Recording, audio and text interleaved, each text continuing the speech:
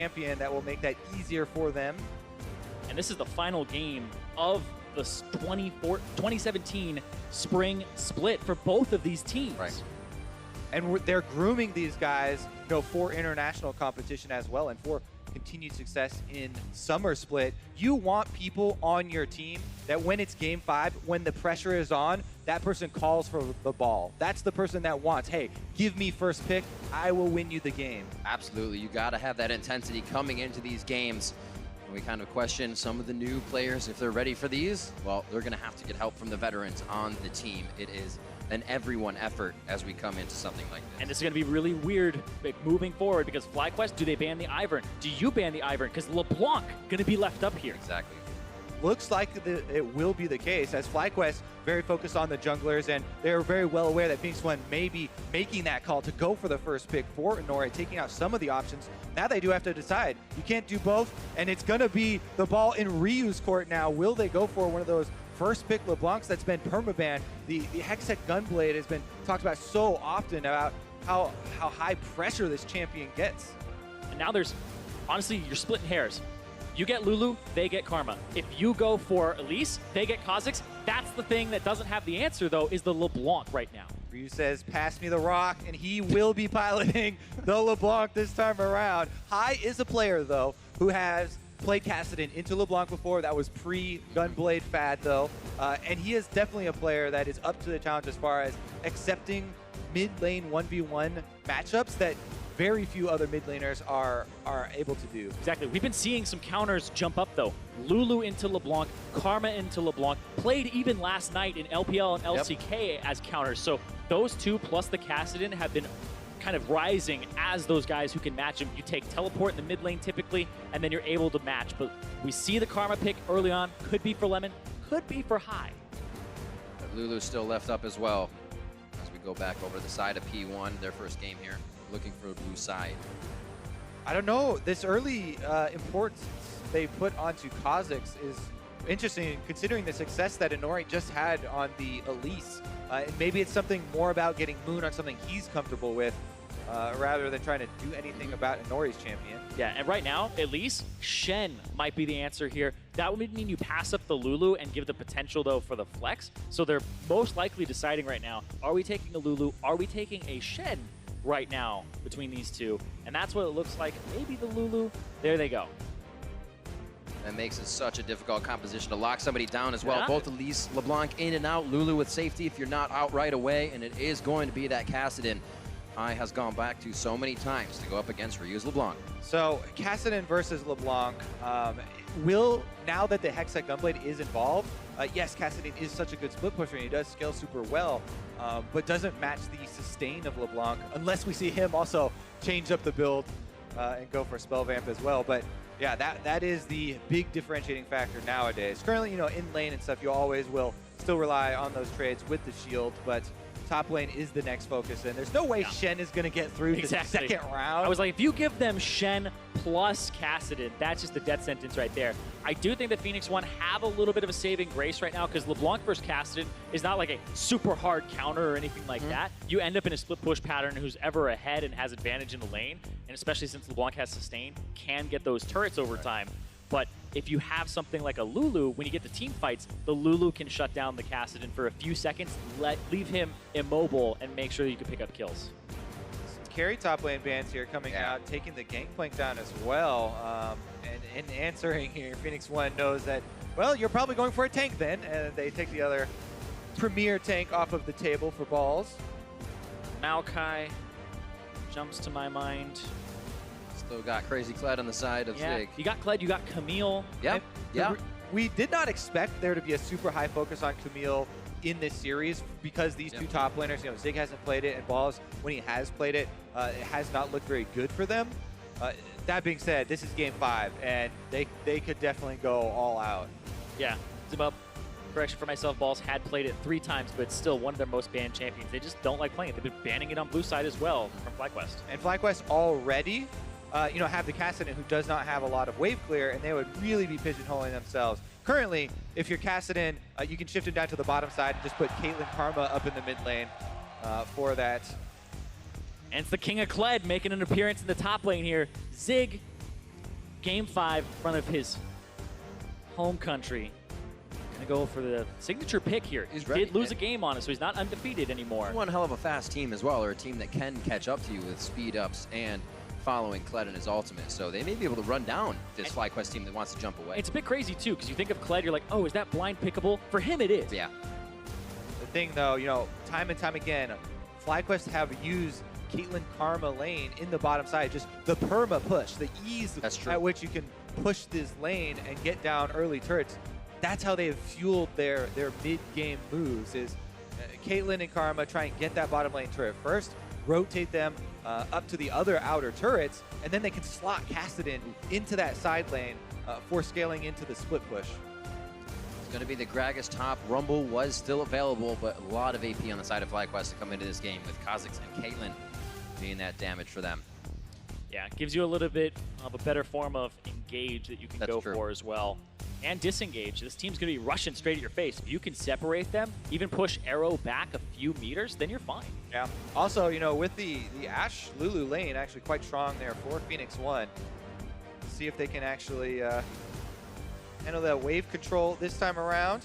And all these lanes look pretty brutal back and forth. Caitlyn Karma, you got Ashe, Lulu. That's one where you're butting heads trying to find some advantage. Same thing with the mid lane. Especially those solo lanes do look like they might attract some jungler attention. And once again, all eyes will be on them for the early game. Players are ready now for Game 5 the way they see it. This is a one-game win right here. Nothing has happened before. The minds have been cleared as we enter into the final match. And the coaches give their players their final words of wisdom as they head off as well to the back to just listen, kick and scream as their team gets those engages. We'll have to see what happens. Hashtag P1 win, hashtag Fly win as we're about to get into Game 5 for our third place match. One of these teams about to put the crowning achievement of their strong splits.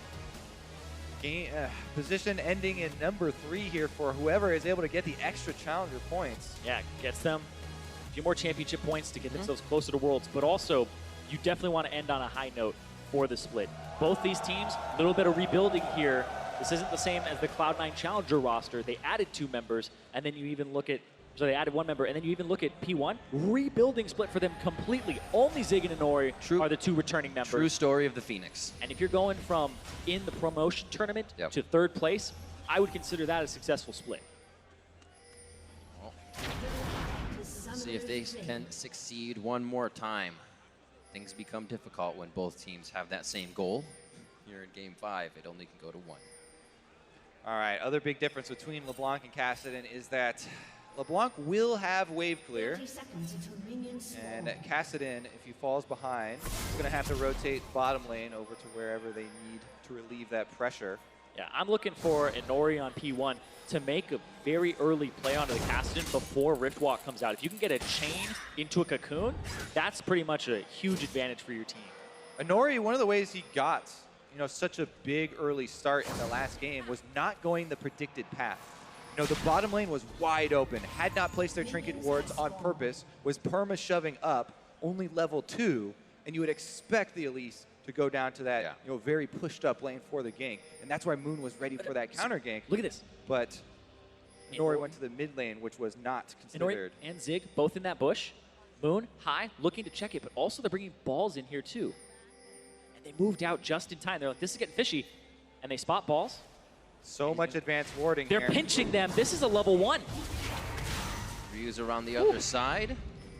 So nothing as well happening in the jungle for Inori as he's part of this.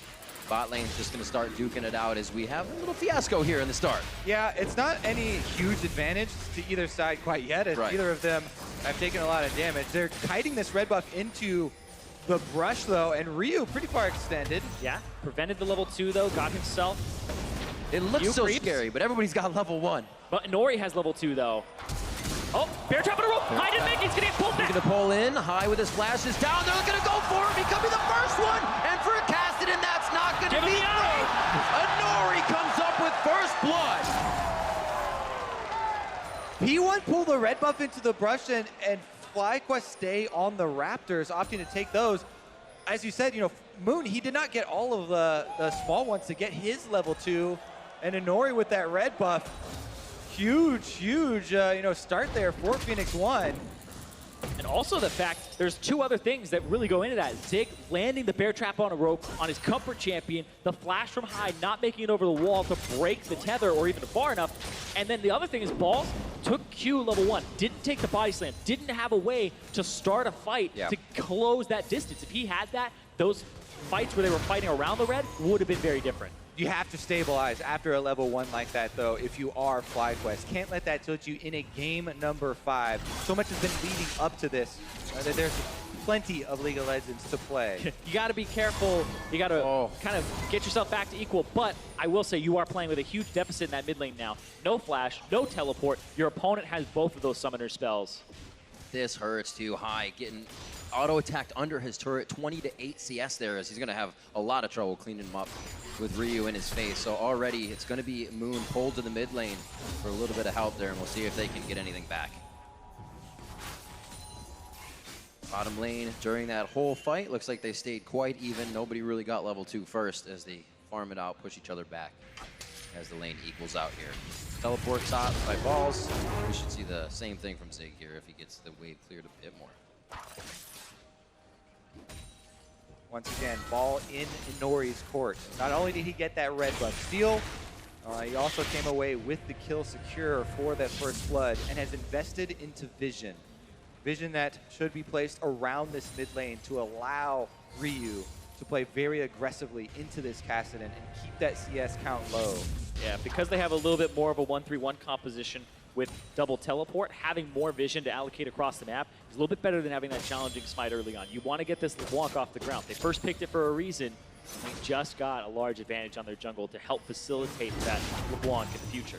They actually don't know where Moon is. 2 pings on the bottom just went behind Arrow and Shady towards the Krug and 1 in front. So they're like, he might be here. 4 minutes, 45 seconds, back to the Raptors, back to the chickens, check them out.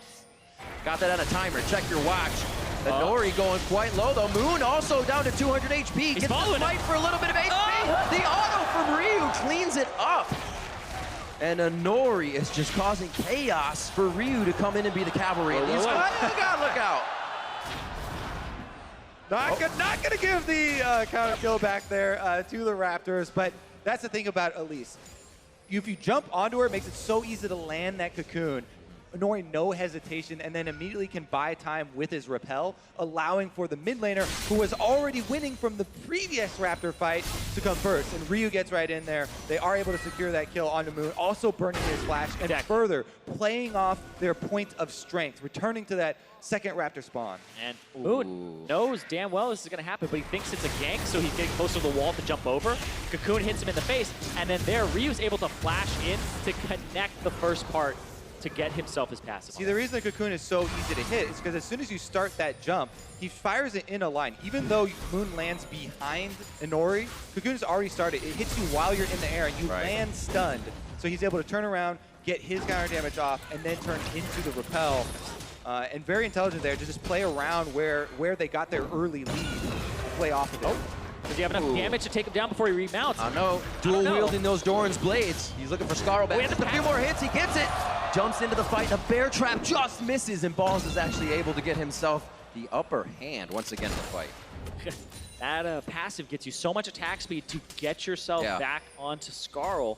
And Zig, though, this time, he does have to play back. He doesn't have the passive for a bit longer. Balls does have kill potential, was dismounted. Rings for Balls, turning them into the brass knuckles, swords for Ziggs. They just keep buying their Dorans as they can recipe up here into that top lane, really not doing too much damage to each other. Big discrepancy in that jungle, though. Already about 800 gold up for Inori. So he's got himself the Ether Wisp to pretty much nothing from Moon. A little bit of back from him. A little speed, able to get in position better. Yeah, it's great. You can buy it instead of getting boots 1 at the beginning and start moving towards your jungle item. Both level 6 extra damage. Yep. Moon being very cautious now in his red quadrant of the jungle, warding for every camp he passes by, drawing into the brush, and very well aware that Inori could be hot on his heels again. Also, their hawk shot helping to keep track of him and really allowing Inori here some more freedom on the other side of the map. Ooh. This mid lane is going to be interesting as well. You see Ryu already has his revolver, so he can trade very heavily every time that's up. High, still behind. He has his flashback up, so he has advantage over Ryu. There's a possibility of slingshotting it back in his favor. Rubber banding it back. 71 to 64. No real discrepancy in the bot lane right now. It is level 6 for Altec, but we'll see Arrow and Shady get that back just about immediately when they get in the lane. Ashe finally in the game. We'll have to see arrows from Arrow. We'll have to wait for the lane to kind of shut down before that and everybody start moving around. Blue buff attempt here for P1 as they look to get inside. Flies jump. Arrow has the arrow. Spamming a Pink. down here. They are seen by the defensive ward, but is there even anything FlyQuest can do about it? They're going for the counter invade on the other side instead. The Lemonnation just buying some time there. Yeah, it's a bit before that blue buff is up though, because it's a different route. And now Zig doesn't have the passes, so he can't remount quickly. Ryu gonna chunk out high, has the teleport. And that's a Negatron clip. Not only that, but they already rotate over their dual lane after pushing up on that blue buff, and they're trying to push down the mid lane. Top lane though, it's not gonna get shoved in fast enough here, and he's almost remounted, about to go back on, and he is. What a change from P1 here. Can Zig stay alive in the top as the mid lane getting pushed by P1? They couldn't get a result out of the bot lane. Altec Lemon keep pushing, find a result in mid, and P1 starts to rotate around. Lemonnation trying to clear the wave, but it's not going to be enough. And Yeah. Phoenix1, brute force, first blood on turret. Weren't happy with that bot lane result. It's just farming out, and P1 likes the fight. They like to get results, as we've seen from last game in game 1. Moving to mid lane, like you said, picks it up. 2,000 gold lead now in their favor with the 2 kills, and Zig actually dodged out that pressure in the top lane, so they're buying some good time here for an advantage. Phoenix1 came into this game plan, again, attack the carries of FlyQuest. The Moon and High combo, they went right to the Raptors, skirmishing there before minions have even spawned, and continue the pressure, trying to force this Kassadin really far down, and it has worked. Moon trying to find a way back into this game, gonna go for the counter blue buff here, but They're also gonna try to go for top instead. Let's see what happens here. If he could get Scarl back, that could really mess things up for them. Don't know if he can. Not gonna have enough time to get the autos if you're just stunned up and locked down. Not much you're gonna do. We see the teleport stopped as well. Ryu doesn't have the chase, and he also doesn't want to give anything up for High to get back here in the mid lane. That teleport burned as well, so yeah. That means they can push top, they can shove that wave. Get the TP out of Zig. We'll see what Moon does from here. Has he found an opening in the top lane that he wants to keep exploiting? Is the question. Is that going to be the lane he plays to? It's a Gragas, so you aren't going to get too much more, but look at that. Oh, the cocoon does land. Inori could still get into range. They're trying to figure out what that distance would be. he wants to stay in range for the next And they're getting a fuse distortion. Is it enough? The Q comes out. Passive. High gets his own Q back. The chain locks and secures the kill. But he's double shot! All right, work. Caught between a turret and a turret. Yeah, not much you can do about that one. Wanted to kill. He's still keeping High down, but does give High a little bit of cash, a little bit of a shutdown back for the team. Only on 2 kills, though. Yeah, again, though, man, so much hyper focus here from Phoenix1 on that mid lane. And the big wave there is going to be stuck in front of a Ryu turret. Dragon still on the table. A lot of chaos going on down there, but Zig is the target for Moon as he's trying to create some space. Be a difficult one again. Holding the barrel. Oh! Blocks up balls. They're going to be able to get this kill again. No, maybe not. Scarl! Oh, what a play at the last second, and Zig stays alive! The king of Kled!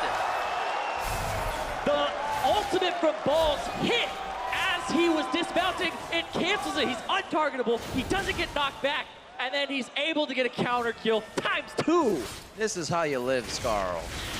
Oh, they chased him so long under the turret without popping him back off of Scarl. Pay the price in spades here, and now on the other side of the map, bottom turret under a tremendous amount of pressure. Oh, you gotta pop that ultimate before he dismounts, put him in a bad position. Oh, and that's that second turret going down for P1.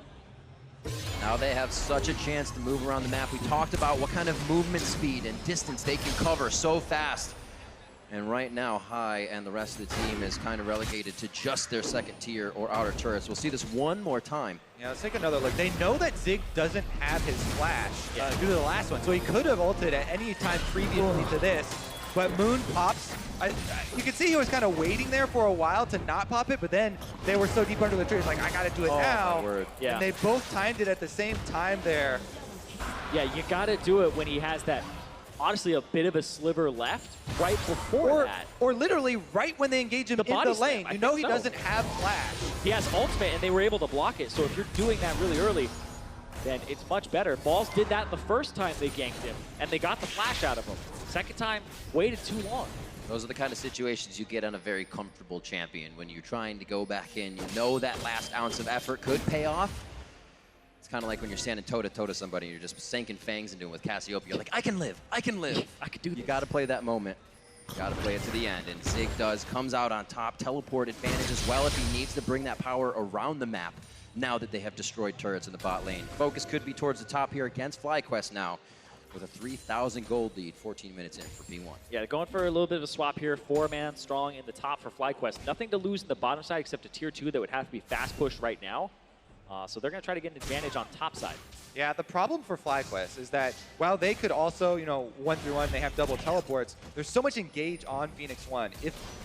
If they decide that, when to pick people off, these outer turrets going down are just fine for Phoenix1 in trading. Ashe Arrow as well as Kled Ultimate. There's so many options here for Phoenix1 to pick off members of FlyQuest while rotating. That's such a great point because we talk about how Karma is so good for your 3-man core to help you all escape. But the Ashe Arrow, you have to really watch out for that. You have to watch out for the Kled Ultimate as well. Yep. If Karma's running away and there's a Kled Ultimate coming, he's still going to chase you down. Balls with a smart play towards the bot side there, trying to stave off all of this damage to their structures. And right now, they're able to do only so much. Fly now making their own push towards the top. They'll be able to get a little bit of gold back here and pick up these outer turrets, which would be very nice for getting some items finished here. Go back a few games where FlyQuest had to play chicken with P1 and they won, and they got themselves a lot of turrets on the bottom side of the map. It's happening again here. And we know they play best if they play around the fights, and that's what they just did. They may lose this turret here on the bot side. Hai, here to help, but it looks like he's going to hold off. Yeah. Hai looked like he was thinking about it, but that TP actually helps them a lot. That's for you. The big difference between last time when they make the call for them to stand 2 men and delay is that the other side is still pushing. Here, there's nothing to gain on the other side if they all end in trying to 2v4.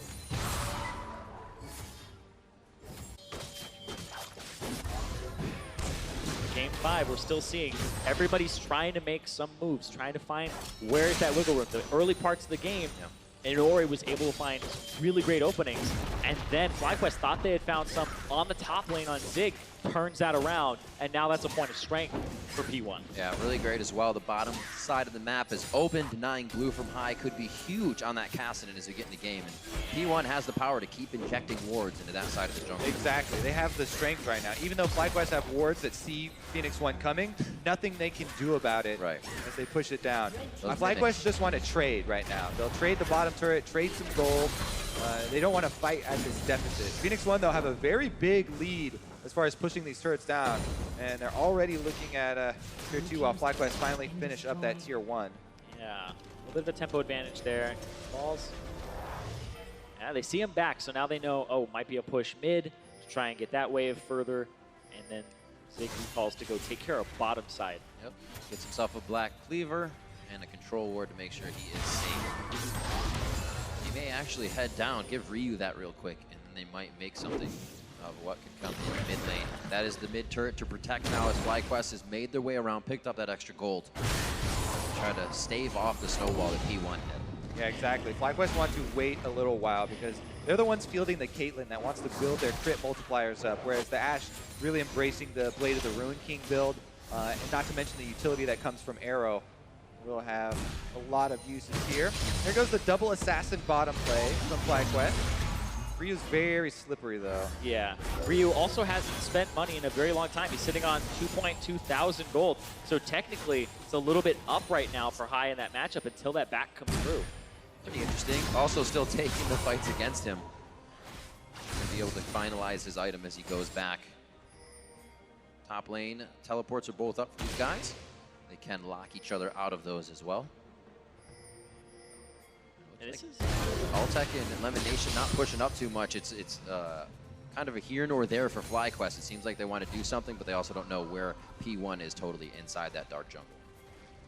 Yeah, Ryu, if he finally is able to get off his recall and go purchase the full Gunblade here, suddenly those trades in the bottom side take a very different turn, as he can just go for them and then heal up completely off of the wave.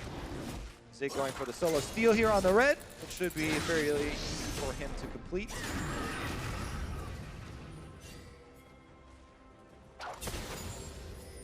Cloud Drake in 35 seconds, but I feel like map pressure is more important to these two teams than the Drake, as High's going for a flank. Yeah, and again, for FlyQuest, they're in the mindset of farming up the Caitlyn at the moment. High definitely getting into a dangerous spot. Waiting, will Still go got back, rooted. takes a distortion. Another chain to come out here. The arrow's not there. He just misses getting himself over the wall. Tries to get the shield from his Q.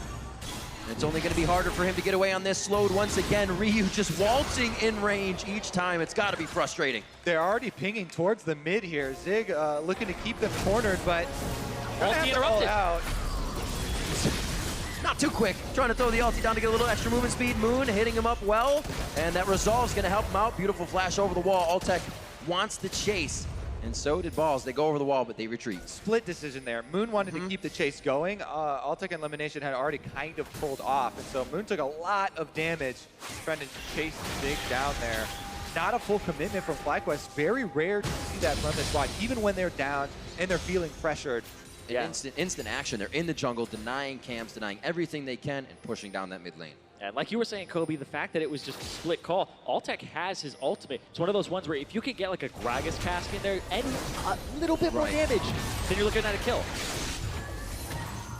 Stave off the pressure in the mid lane as FlyQuest now trying to use 4 members to do these things. Ball still off on the side now, ready for a flank.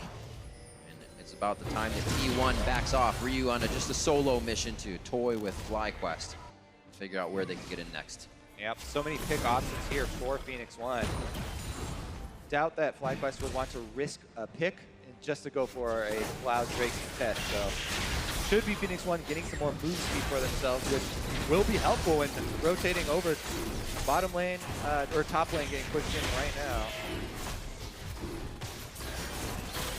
A little bit of movement speed now for their sustain of the Ocean Drake.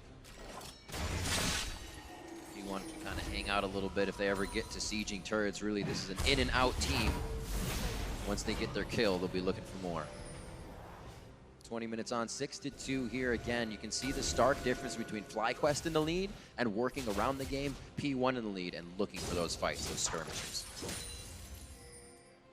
There's a lot of ways that P1 can start them. Those skirmishes can start with a Zig ulti, arrow, Ryu even just poking around.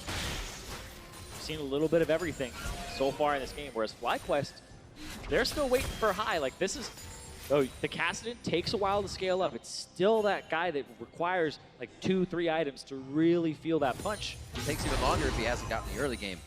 Yeah. So hopefully the Caitlyn, Kassadin come online at kind of the same time. It could be a power spike that FlyQuest looking to use. Then you have to watch out if you're Arrow and you're sitting in the back line. Both Shady and Arrow, very squishy targets that would have to respect the Kassadin damage and have to be very fast on whimsying him, making sure that he's not continuing to burst your team. Right.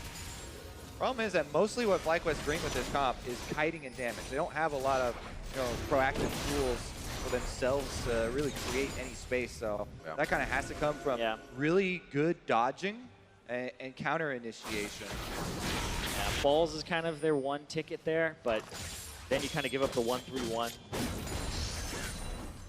It's a choice FlyQuest usually can make. Yeah. Now it's that position they put themselves in, and they find a fight just going an ace in their favor. It's been an interesting season to watch how they can get themselves back into games. Right now, it's only going to be that much more difficult. 3,000 down, and without vision in their jungle, it becomes that much harder to take anything back. Yeah, blue buff was handed over to High, but they are completely ignoring the bottom side. Zig is shoving that out. They'll have this up near the turret soon, and when they see all the members of FlyQuest on the top side, see what this ends up in. Chain!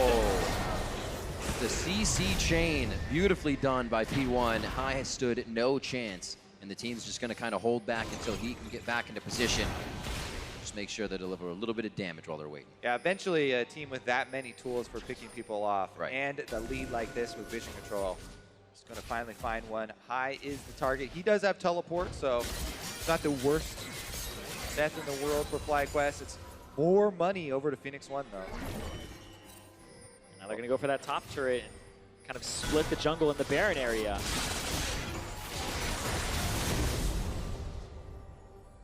Light hit, but no full engage. Arrow's still down there. Just trying to make it look juicy to see if they can get FlyQuest into a fight that would be Phoenix1's favor. FlyQuest too smart for that though, staying back, and now know they have to be even smarter about going in their jungle. Power in numbers here is even Hai, who can get out very easily, is getting taken down by this team in P1.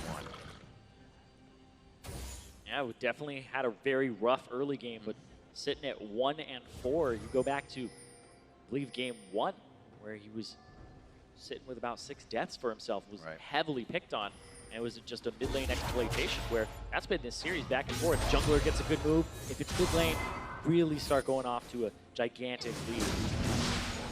Infinity Edge finished up by Altec. If he can keep good positioning, just a few shots could change this fight.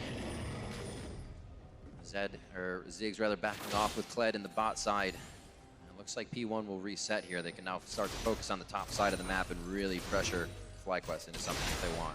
Interesting as well, Zig heading straight down mid could be a Kled ultimate, but they also have a lot of control wards in this area around Baron. So just kind of going for the path of, hey, run it down mid just in case. And then he's really showing up bottom. Time is now for FlyQuest. They have to evade the next initiation from Phoenix1 in order to be able to turn this around. Here, been found out though. Here they come. It's going to be the pinch. Kled's actually on the bot side of Altec. Arrow on the left side of Altec. They don't have a back line. It's just a circle fight for FlyQuest. How are they going to manage this one? Now they have eyes on Ryu. He's Altec almost 100 to 0. Zig now off of Scarl, and they're going to continue the fight over the wall. Ryu looking for the kill with the chains, but it's not coming through as the team body blocks Ace in the hole, and somehow everybody gets out alive. Yeah, with summoners. They pulled off step number 1, which is have balls take half of the initiation. He took the Ashe arrow. He also took the Kled ultimate. That's how they survived there, but just barely. Yeah. Here's the TP. Zig looking to get back in here. Oh, that's Ryu and Zig both. Double TP, gonna catch him off guard. Can he follow? One last auto to secure the kill. Altec can now not help clear from the back line. And it looks like P1 will crash down on the mid turret and start to open up the map even more. Waiting 30 seconds for Altec. And then they can retreat back to Baron Pit or try and get an inhibitor before. Now Moon off on the side here. Unsure what he's trying to accomplish, except maybe some potential pressure. Oh, nice, Arrow! Very nice cast. Looks like Arrow can get himself to safety. Moon has an entry into the side, but that entry is all in for him, so he has to stay at bay. They're still waiting for Altec, and they were able to protect that inhibitor turret. Key thing is that so many flashes were blown from key members of FlyQuest in that, though, and now it's so close with them barely escaping. You know, Phoenix1 still won with those. Oh! LeBlanc'd. LeBlanc indeed. Hai's going to keep going, but he doesn't know how far. They haven't left this side of the jungle in quite some time. And that river is quite dark. Moon now with 30 seconds on him as Altec comes up. This comes into the situation P1 was falling into where they're up, they're down, they're up, they're down. Well, Ashe arrow is up, and Phoenix1 will get right back out to it. But ultimate as well, and without those flashes, the engagement will be very difficult for FlyQuest to get out of the second time around. 5, 1, and 2 as Ryu once again given strength by Inori in the mid lane. He is 1-0-4 in this Elise for his second play on that.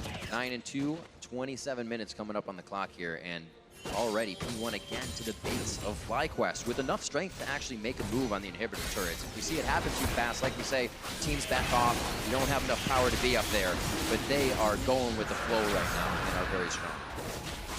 Absolutely. Just picking up all the objectives that they can across the map as they set up. If you think back to the previous game, Baron was never done at all in that game.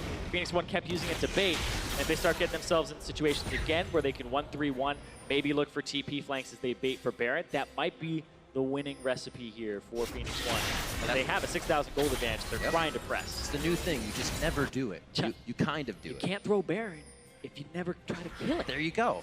Phoenix1 have that third place finish in their sights at the moment. Remember, this is the team during multiple moments of the regular season, people were calling third best team in the North American LCS, but went through so many hardships of all these substitutions and roster moves that it's been a very arduous journey for them to actually get here where they're so close to actually achieving that goal.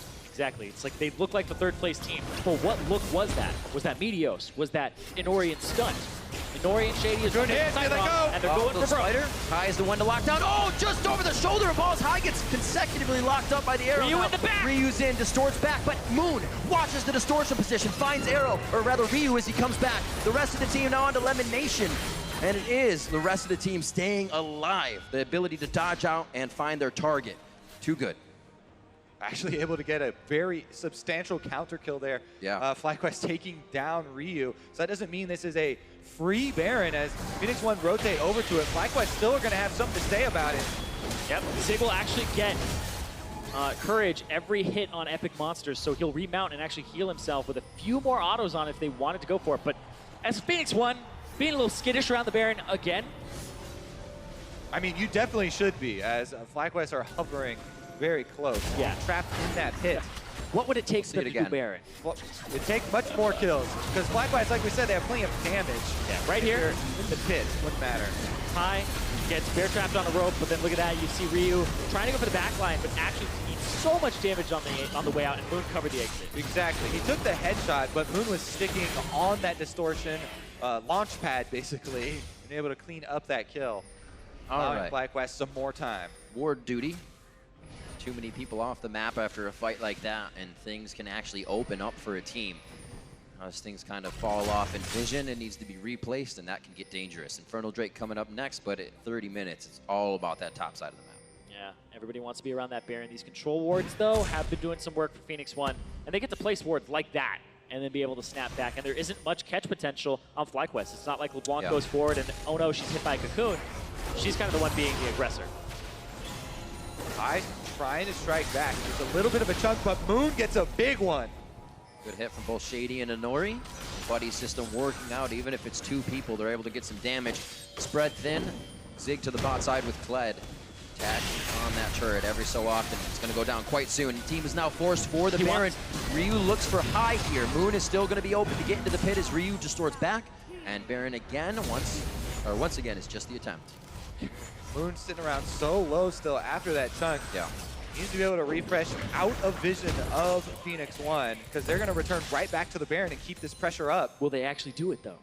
They have plenty of control wards, 3 more slots in inventory, so continue to look for these picks. I feel they like don't have to complete the Baron, they just have to get the kills, similar to like we saw previously. Exactly. It's lower risk for medium reward instead of medium risk, high reward. They just keep going for that. Baron steal, could you lose you the game here? But if you don't go for a pick. D1. Oh, he hit winners. FlyQuest walking into the wards. And it looks like they're going to try to take this fight. Balls gets hit up. That's a repel from Inori. That means they are in the fight. And this could be done in the fight. Arrow goes down. High very low, but he's able to take down one more. High's on the Shady, and he is going to go down. Oh, he lives. Moon That's looking to get Ryu back and in. Zig, very, very low. Altec able to fire from the back line, though, as the AD carry still alive. The monster shield comes in for speed and shield, and they're good to go. Shady and Ryu have to get out. Balls comes up so huge once again for FlyQuest. The one guy with the tools to be able to create this play hits Arrow into the team. High and Moon both going for the execution, and FlyQuest still fighting. Look at that again. Goes in, messes up by hitting the spiders, but it doesn't matter. He takes the arrow here. Exactly, takes the arrow, and then that cast. Arrow walked forward, he got a slight speed boost there at the end, and it put him on the other side of the cast, right to the team. Then the Caitlyn scaling up, does her work throughout this team by Moon, trying to bait them over those traps as well. And able to get that last kill onto Zig. That's a 3 for 2 in favor of FlyQuest. And this Baron area, I mean, you can make that Baron look like it's completely free for Phoenix1, but it looks like they are not willing to take it. They just keep trying to get small advantages over and over again. They don't want to risk a steal. Even if they chunk out Moon and they have complete control of the objective, they still don't want to do it. And this is just a battle zone. QSS comes in for Altec as well. Very critical pickup for them, as the picks are the way that P1 really pushed this game home. FlyQuest still fighting strong here. Vision in favor of Phoenix1, and once again, starting up the Baron to look for a bait. FlyQuest have to trade. It's going down very, very slow. Definitely enough time to walk in. They have to jockey. And they have to pull off. Contested by High, arrow goes in, High maybe taken down. He's almost dead. He gets deleted, turned into a little bunny, and taken down. They're gonna follow the fight though. 50 seconds on these deaths. Can they get balls now? Cocoon hits him, but he body slams into safety with the control ward in the brush. Lemmonnation's gonna go down to Zig, and can Zig pinch the bottom, or do they pressure Fly into one more attempt? That's two very big kills there for Phoenix1. They're right back to the Baron. Ryu has his teleport. He's going back to base, and they have to watch out. Yeah, gotta watch for a TP flank, but look at this. Moon off on the right side. Doesn't look like he wants to contest his Baron at all. And this is where the Baron will go over to Phoenix1. FlyQuest trying to take away this Infernal Drake as the consolation prize after losing that fight around Baron. And hopefully for them to try and get back to their inhibitor turrets in time to defend, because Phoenix1 are going straight on that top route, trying to get those minions up to the turret in time.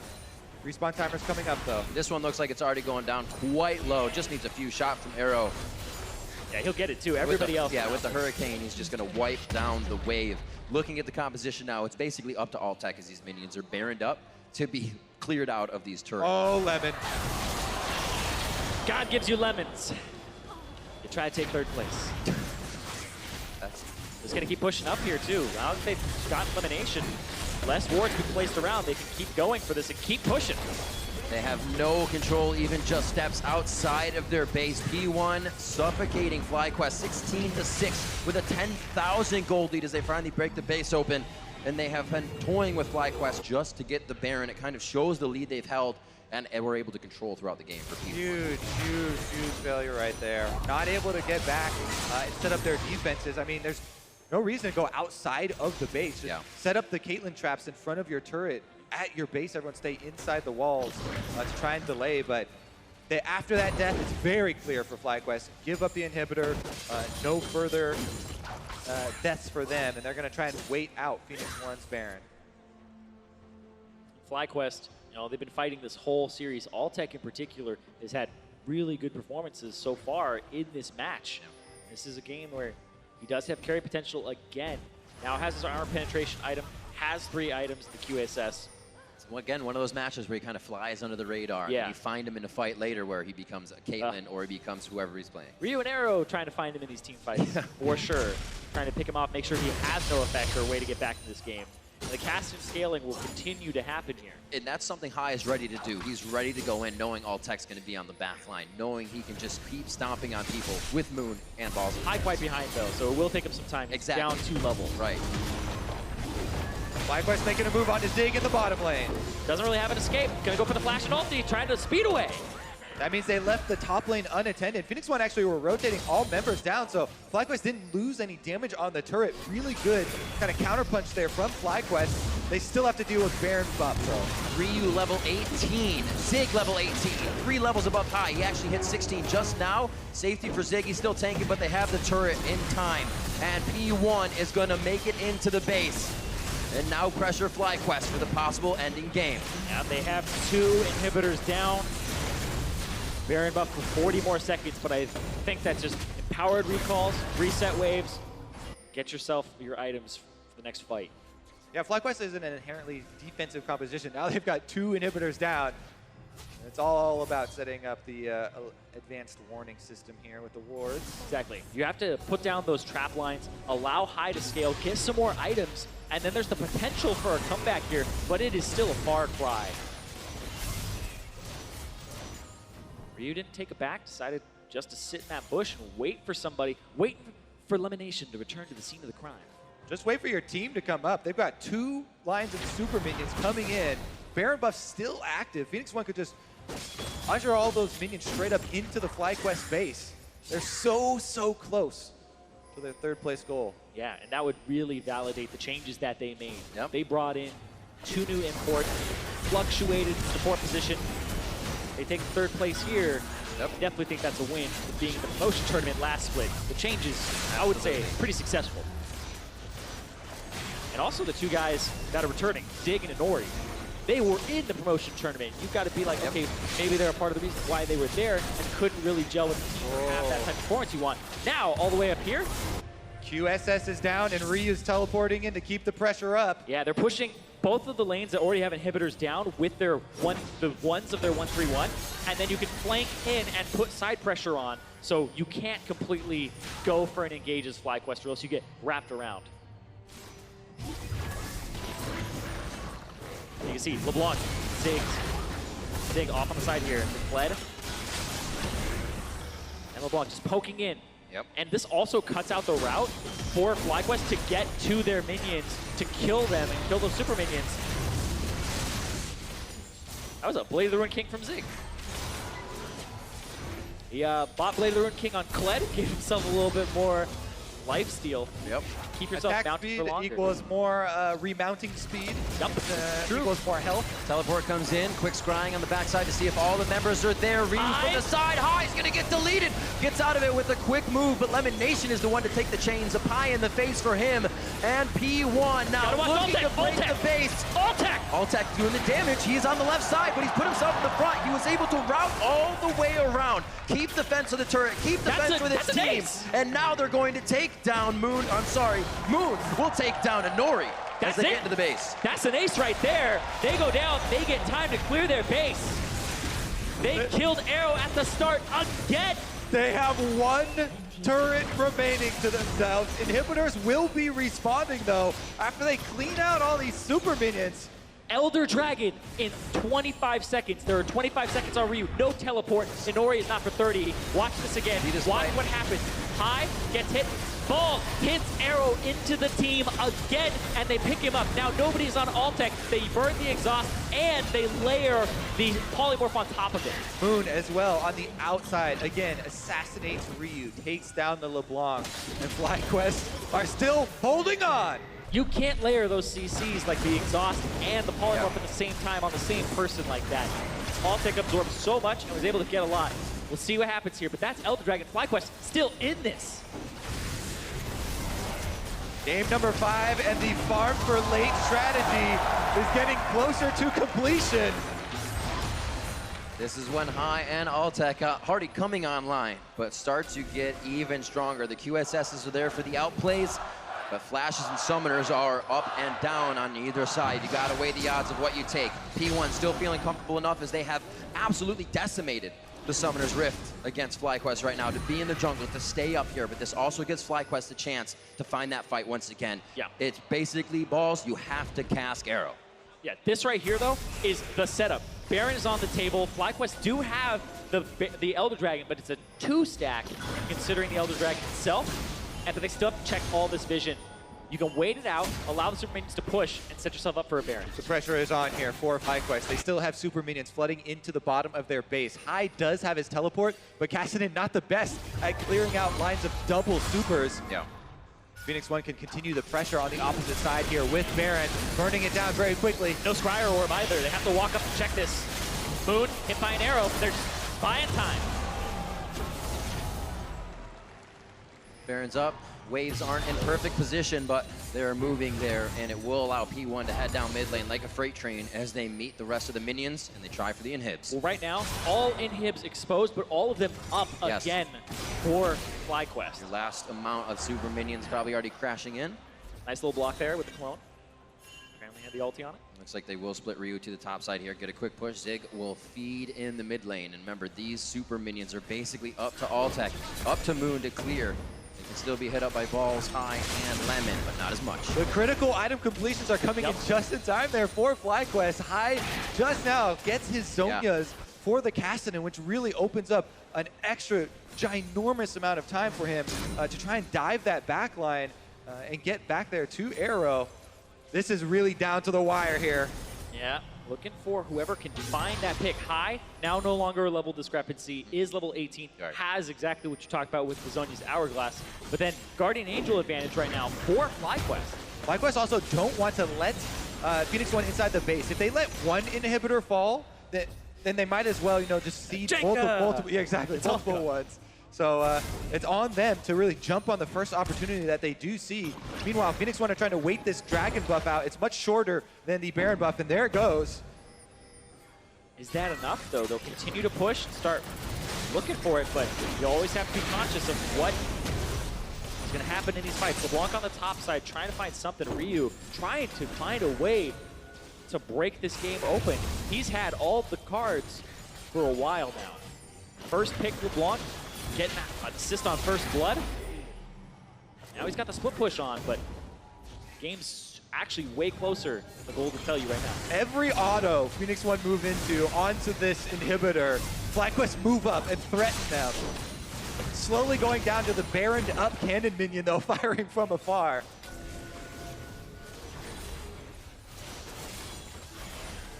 It's only so much pressure. Oh, they're committing to it. Either team could put on. This creates the errors. The mistakes are now forced here. Great damage on Altec to start things off. It's going to be the in and out guerrilla warfare here if he can keep doing that. Ryu has a lot of damage. There's one down. Lemonnation, 55 seconds on the clock. Redemption goes down, so the team is healthy enough to continue. Great jump there by Phoenix1, and that's going to be the second inhibitor for them. They're going to keep pushing right now. Altec has to go back. They're going to go for that third inhibitor, pick that one up, and then they have all three. Yeah, FlyQuest have to go right now. Even though it's a 4 versus 5, they have no options. Baroned up minions still streaming in though, and they're trying to clean everything up. Who is going to play their hand? It looks like FlyQuest is actually holding off for now. P1's not going in as fast as they can. Kha'Zix teleport, however, is definitely going to speed things up here as he goes towards the back line. Who pulls the trigger? Who is the hero of this match to secure third? Ball's in. That's going to be a fight for him. Cask is there looking for Arrow. He pushes him out, though, and this could be the fight that P1 want. Arrow gets the right side of the fight. Ball's in once again. Moon and the team back and forth, but they're really only dodging out damage. Phoenix1 early flashes. No, they just have to survive. It's an invulnerability. That's the GA coming up now for Balls. Altec! Locked on onto Altec, that's the damage of the AD carry, but we also lose Sig in the fight. Ryu now looking to get himself in and out. They try to distract Moon. Moon goes down. P1 looking to drop every member of FlyQuest and go for broke in the last fight. The Nexus and 2 members of FlyQuest in their eyes, and their quest is the Nexus. 23-13, 44 minutes in. Arrow wants to clean up a few more kills and secure this one. Make sure it's theirs. From the ashes, fighting hard and bringing it to a game 5. P1 will lock in third place in the 2017 NALCS Spring Split. Successful rebuilding for Phoenix1 from the promotion tournament to third place in the NALCS. They lock it in. They figured out what their roster was going to be. No substitutions throughout the whole series. And they said there wasn't going to be either. A triumphant return home for Inori after coming back in the middle of the season. Absolutely. So many things that that team had to battle through. And FlyQuest, definitely the biggest of those things. Huge performance from them as well, pushing this all the way to game number 5. And like we said, we keep saying it, a team that was once looking at a promotion tournament now pockets some championship points. Absolutely. And this team, well, we look at somebody like Inori, first playoffs for him. Sig, same story. And then you go over to Shady, pretty much his first few games, handful of games in the NALCS as a professional player. So we'll see what the future has in store for that support. Straight into the fire for Shady, and he comes out. Sometimes you got to do it as well. The team behind him all the way. We saw a lot of focus for Arrow and Shady from the team at a lot of times. And you can hear the crowd still very happy, the fans of FlyQuest, with the performance this season and what the expectation was. It's definitely different to see this team kind of go out in such a fashion. They always fight so hard. Huge cheers for these guys on FlyQuest. They have fought valiantly this split. And what a return for them as well. That's why you love to watch FlyQuest, because sometimes you don't always know what they're going to do, but then they pull off these really crazy moves. Right there, that game was so much closer than the gold implied it to be, and that was really just a great performance from both teams at the end. And to talk about FlyQuest quick before we move to P1, for Hai, this meant a lot. Talking to him before they played TSM, he said, this is another season I'm back in mid lane, so I really want to show that that's something I can still do. And you think about Hai, after Cloud9 Challenger qualified, he even said, oh, I'm thinking about retirement. The guy is so competitive, comes back. We knew that he had some wrist issues in the past, but he's still playing Assassins. He's still playing Kassadin. He's still playing all of these guys that are mechanically and playing them well. Very efficient. And it's amazing. Plays them well. It's amazing to bring a team up to that level as well, around you, with the teammates he had on him. P1, though, coming out so strong, persevering through what a lot of people fail to do is when FlyQuest get a hold of a series, it's theirs, but P1 did not fall prey to that. Exactly, and also sometimes when they would drop the ball, you think about Inori, some misplays, but then right back in the saddle, empowered immediately again to make plays, flash cocoons, going off. So both teams were really kind of, you could tell, empowering certain members to go and make those plays. And if they failed, they just get right back up. Absolutely amazing game. I believe we are almost ready on stage. We are going to go ahead and set it over to Pastry Time, who's on stage for an interview with 2 members of the Victoria.